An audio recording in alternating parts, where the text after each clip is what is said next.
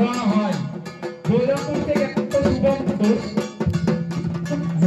বৈরামপুর থেকে আগত শুভম ঘোষ 50 টাকা দিয়ে মথুরাপুর মেলা কমিটিকে সহযোগী।